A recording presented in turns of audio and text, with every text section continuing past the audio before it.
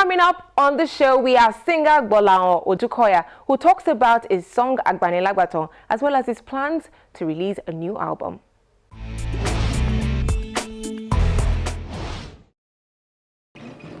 Oh, she baba. Oh, she amor. Oh, she baba.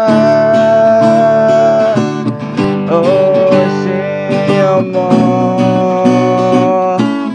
Agbani Lagbaton. Oh, she baba.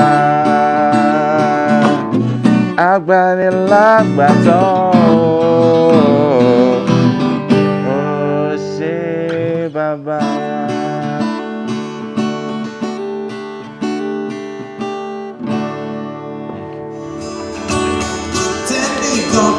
Many may not know this face, but they will remember the 2003 track Agbani Lagbaton by multi-talented singer and guitarist Gbolahan Odukoya.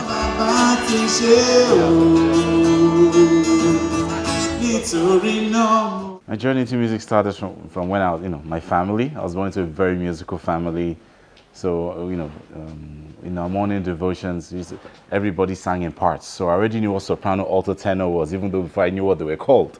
So music started in my family, and my dad got me a piano teacher when I was 7, I and my elder sister.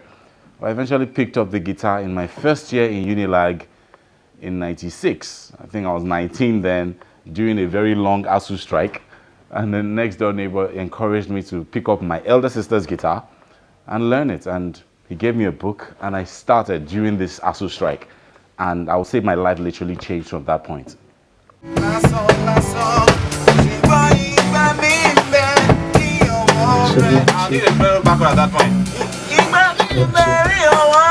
Though the song did not make him popular, Odukoya revels in the value the song continues to bring to listeners years after its initial release. There are times I'm in a queue in the good old days before the ATMs came out, and I'm in GT Bank or something, and in a long queue waiting, to the teller, and someone's phone starts to ring, and it's actually this that is playing. And I'm like, oh my goodness, this song is actually using my song as his ringtone, and he doesn't even know that I am right there in the queue in front of him. It has happened to me like 3-4 times over the years. So yeah, it's interesting that I ended up being anonymous, even though the song spread like a virus, in a good sense anyway. It makes me proud that, hey, I became this anonymous, guy who did a song that people loved, but somehow people didn't know him.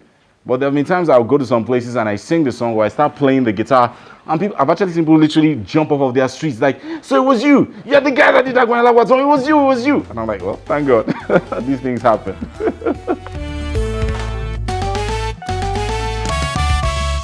Produced by renowned musician Cobhams Asuquo, the song, which remains a gospel favorite, was inspired by Odukoya's grandmother.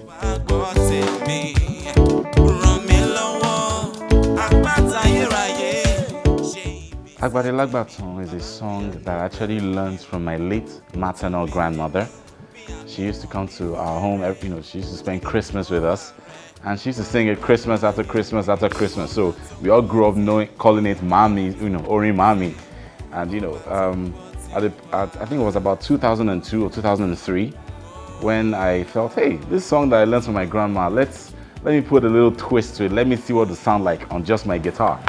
And and I worked it out. There are some friends of mine that I was a music director with, and they said, guys, let's sing this song together, and they loved it. And then we performed it, and everybody loved it. And then some months after, and my friend then Cobhams, nobody knew him then, I said, let's go to the studio and record it. He agreed, and Agbani Lagbaton became the song that everybody just loved. Yeah.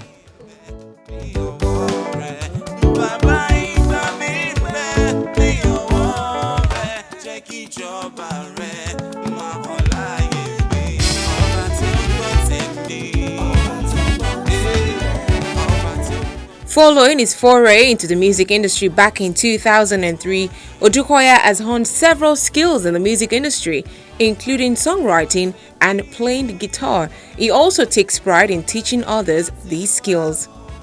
His repertoire includes 2 full bodies of work, Riches of My Grace released in 2005 and Shenimadupe, a 2012 project. Over the years, he has also worked with the likes of Nikki Laoye, Sound Sultan, T.Y. Bello, Lara George, and the late No More Loss, as well as Shola Allison.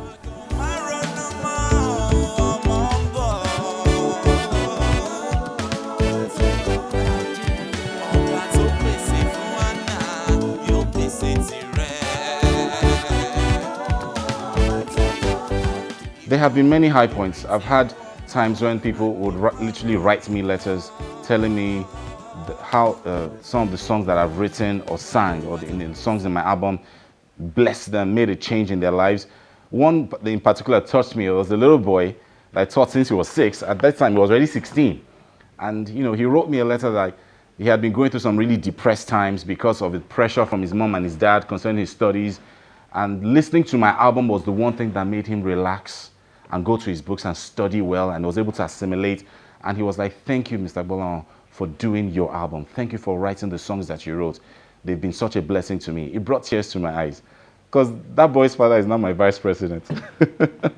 It's amazing that my songs, so those are my high points. The fact that my songs have touched people and strengthened them in their hearts. And especially people that are far much younger than I am.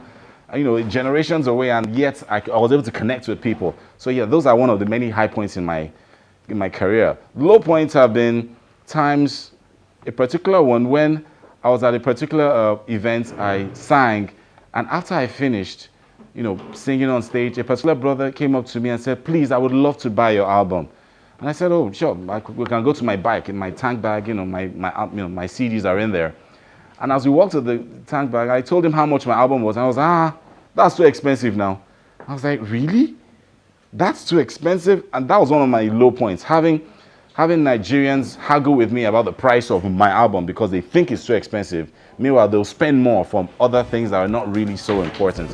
And that's one I would say that was a low point for me, that people think music is cheap. Yeah, that's one of the low points I've had to grapple with over the years.